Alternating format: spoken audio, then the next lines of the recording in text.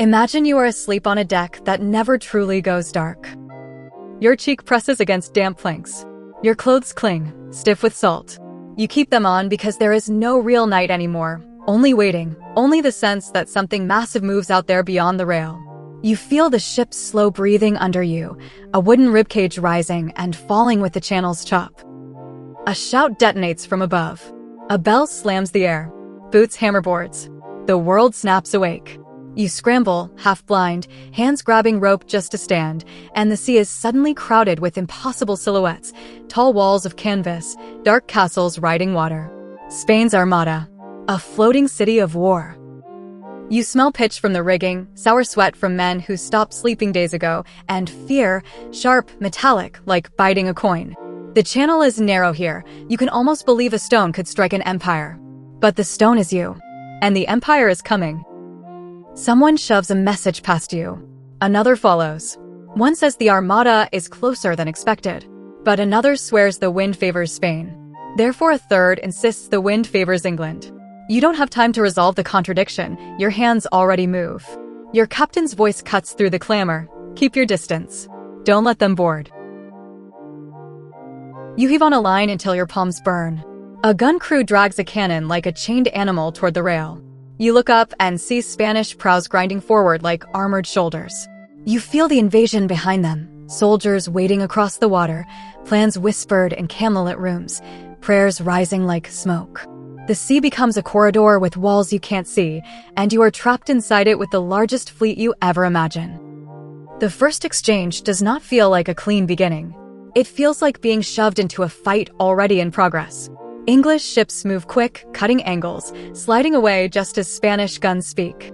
But the Spanish line holds a shape, tight, disciplined, like a clenched fist.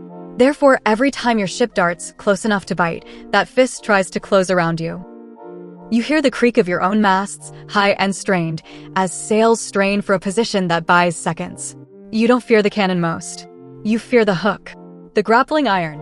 The moment a heavy Spanish ship kisses your rail and turns the sea into a bridge of wood and screaming men. A rumor leaps deck to deck faster than any runner. Spain wants to grapple.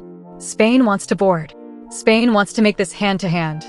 You look at your lighter crew, faces lean, eyes too wide, and you imagine Spanish soldiers in steel pouring over like a tide. Your stomach knots. Your jaw locks. You keep loading. The gun captain barks. A sponge hisses in the barrel, steam rising where hot iron meets wet swab. You ram powder, then shot, then wadding. Your hands work like they belong to someone else. You feel the ship's roll shove the world sideways, but you brace and keep the rhythm. The match cord glows like a worm of fire in someone's fist. The order comes.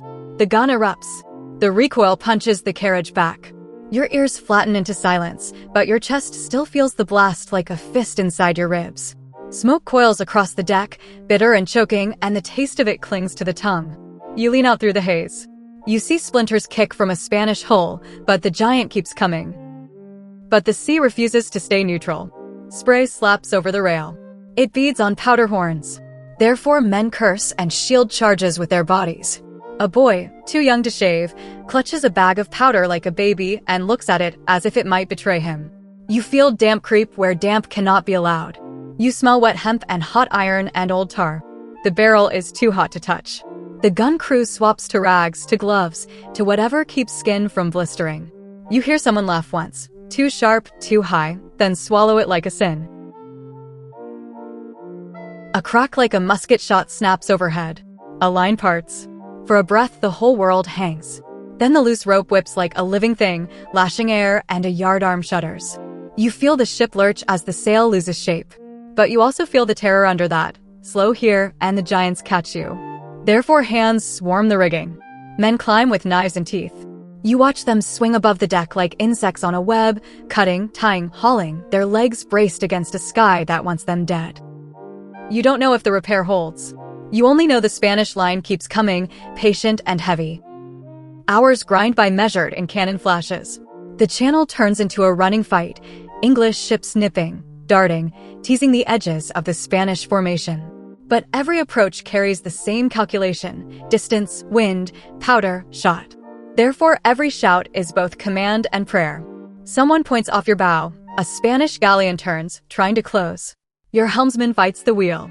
The wood squeals. You feel the ship heel, rail dipping close enough that green water seems to climb aboard. The Spanish guns answer. A ball skips across the sea like a thrown stone, and then slams into a nearby ship. You see planks burst outward, men flung like dolls. But you don't have time to mourn.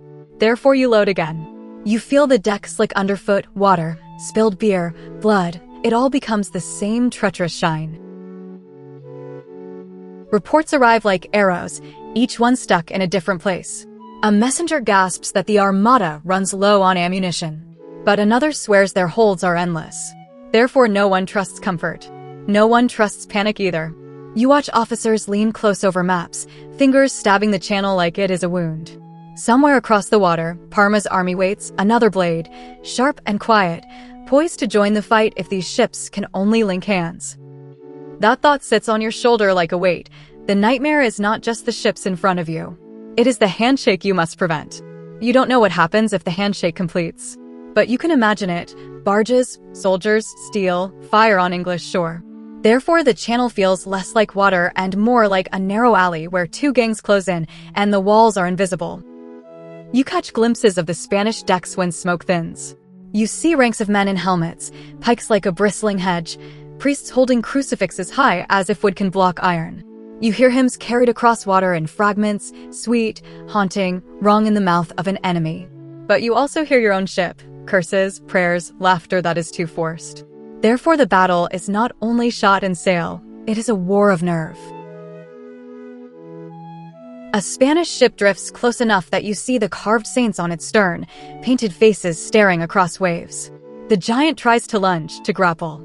You see grappling hooks ready, but your captain's voice cuts hard, away. Therefore the sails shift, the ship pivots, and your guns rake the enemy's side as you slide past like a knife. The roar of cannon becomes constant thunder, and smoke wraps the sea in a gray shroud. You feel like you fight inside a cloud that smells of sulfur and burning wood.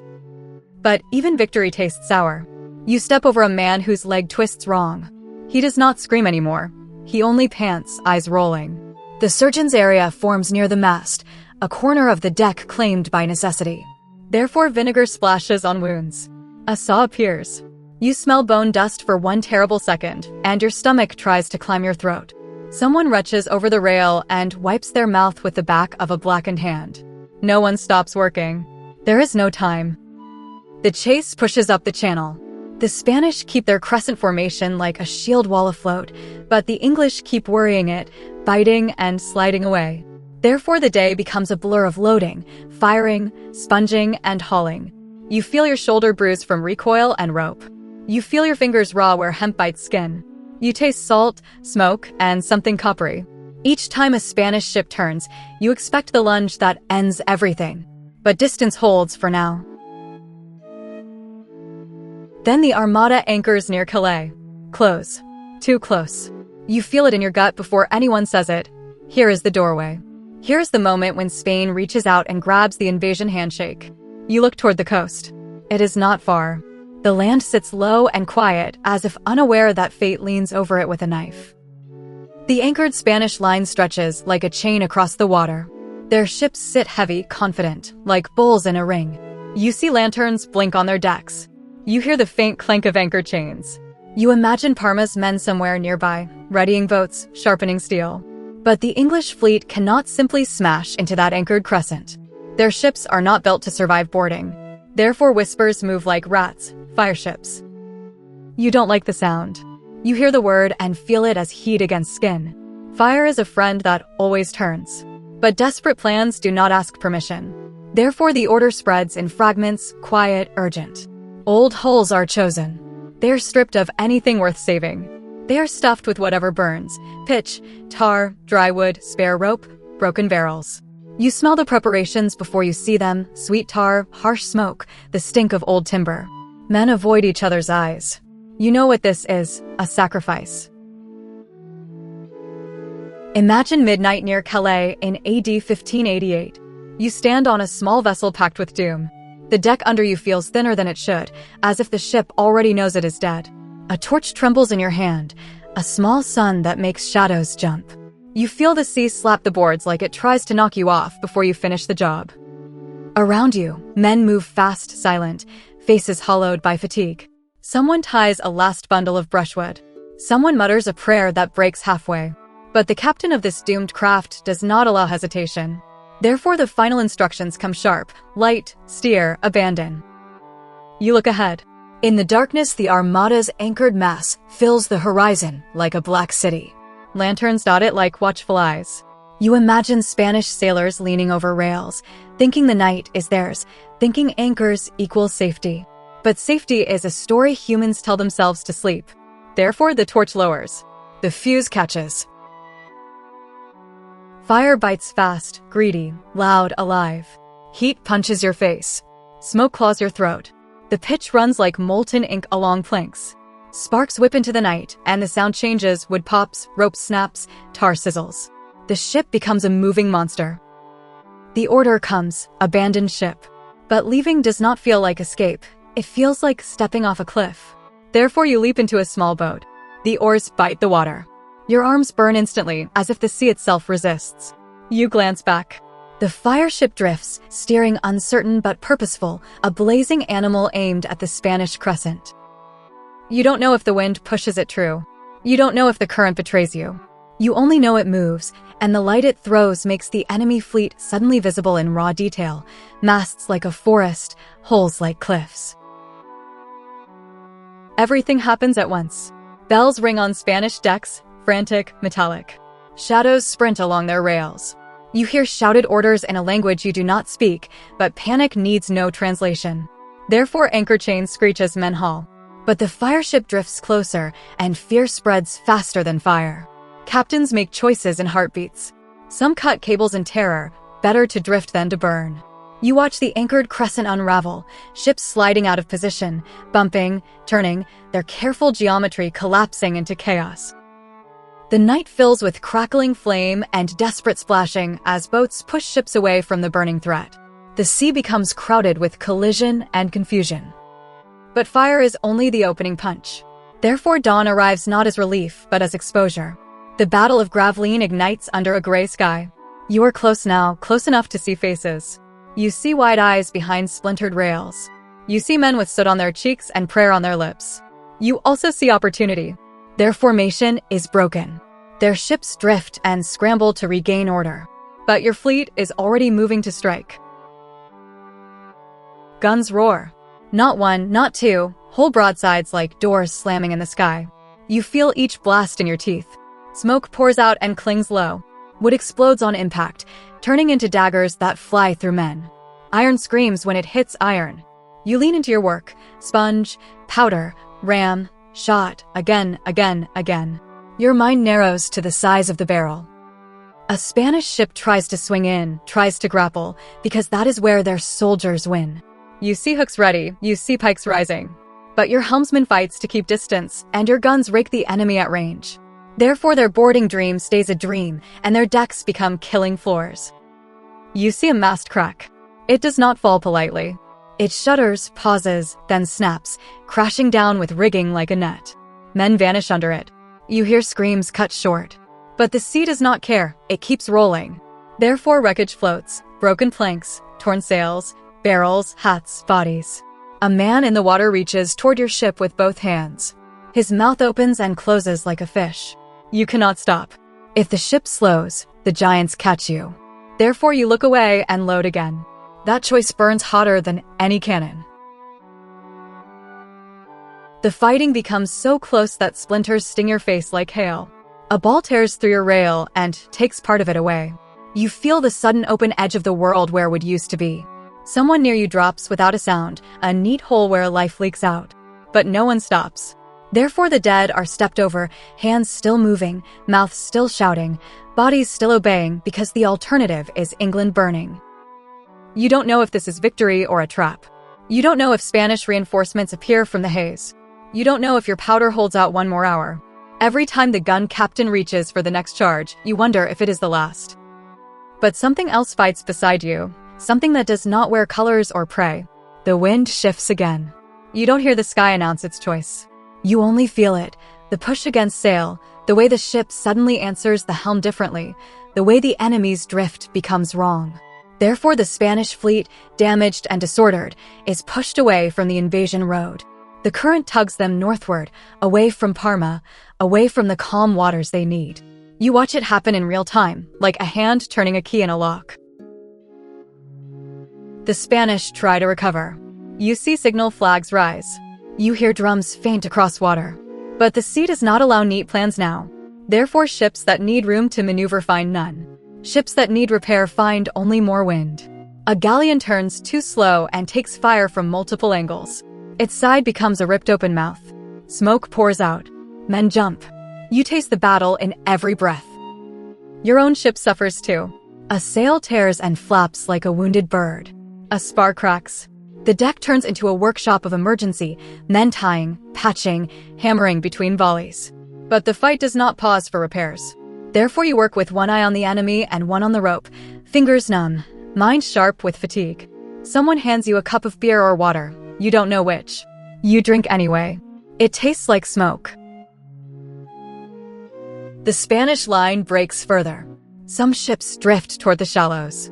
Some struggle to keep sea room. You hear shouts that sound like begging from their boats. But your officers keep the pressure because mercy now looks like future invasion. Therefore, the English ships continue to strike, not with a single heroic blow, but with relentless math, range, rate of fire, maneuver. You feel pride try to rise. But you also feel the dread that pride invites punishment. The fighting slackens, not with a triumphant cheer, but with exhaustion. Your hands shake so badly you can barely coil a rope. Your throat burns. Your eyes sting from smoke and salt. The deck is sticky underfoot.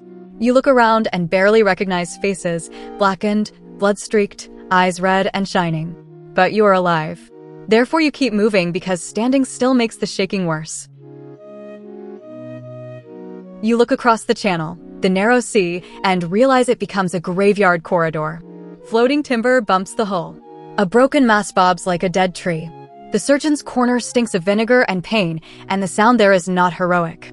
It is wet coughing. It is teeth grinding on leather. It is a saw starting again. But the battle's shape changes. The Armada is not destroyed here in one neat stroke. It is forced away. And that away is everything. But uncertainty remains. The Spanish are not gone. Their ships still exist, still carry men, still carry guns. Therefore, you do not celebrate. You watch them retreat northward under pressure of wind and damage. You hear officers argue, chase, or conserve. The fleet's own supplies run thin. Powder is counted with fingers that tremble. Shot piles shrink. Food is hard biscuit crawling with life. But the Spanish drift farther from Parma's waiting blade. Therefore, the invasion handshake fails without a final ceremony. Days later, the sea still refuses to release you. The chase stretches, then loosens, then stretches again. You feel the fatigue sink into bone. You sleep in scraps, waking to orders, waking to the smell of smoke that never fully leaves. But news travels. Rumor says the Spanish cannot return through the channel because the wind blocks them. Therefore, they must go the long way north, around Scotland and Ireland, through waters that do not forgive. You cannot see those northern storms from here. You only imagine them, cold waves like cliffs, rocks waiting under foam, ships already wounded trying to limp through. But you hear fragments from sailors who claim to know. Ships shatter on coasts, crews starve, men drown with prayers still in their mouths. You don't know all the numbers. Therefore, the mind clings to what it can hold. Faces from this deck, voices that are now silent, empty spots at the gun. The cost is counted in ordinary things. A coil of rope that no longer has hands to pull it. A hammock that stays rolled because its owner never returns. A cup carved with initials now passed to someone else without ceremony. You run fingers over a splintered rail and feel the jagged wood that almost enters your ribcage. But it misses. Therefore you live, and living becomes its own burden. The verdict arrives not as a trumpet blast, but as a slow realization. The invasion fails. England does not wake to foreign boots on shore. The door holds. But the door holds for reasons that do not fit clean into a song. Therefore the mind returns to the night of the fireships, how fear breaks formation, how darkness becomes a weapon, how a plan, perfect on parchment, collapses on moving water. You feel the lesson settle in your bones. The strongest force in a system is often not the biggest army. It is the thing nobody fully commands. Weather, logistics, timing, information arriving late or wrong. One wind shift turns an empire like a hand turns a key. But that truth does not comfort. Therefore it unsettles. Because if wind and chance can save a nation, wind and chance can also destroy it. The mirror appears in the smoke as the mind tries to make sense of survival. Do you see the same pattern today? Plans still stack like ships in a harbor, confident, expensive, certain. But a single variable still slips the leash, supply lines, misread signals, a storm of misinformation, a failure of timing. Therefore the mighty still drift into hazards they do not respect, and the small still survive by speed, distance, and nerve. The legacy question waits like a quiet blade. Imagine standing on that deck again, hands shaking, powder damp, enemy giants closing. You feel the temptation to gamble everything on one desperate move, one fireship, one risky turn, one decision that might save or damn thousands. But no oracle speaks. Therefore the question is not what England does or what Spain does. The question is what you do when the only weapon that can tip the war is the one nobody can command: fear, weather, chaos itself. When that moment arrives in your own life, do you cling to the plan, or do you learn to steer inside uncertainty?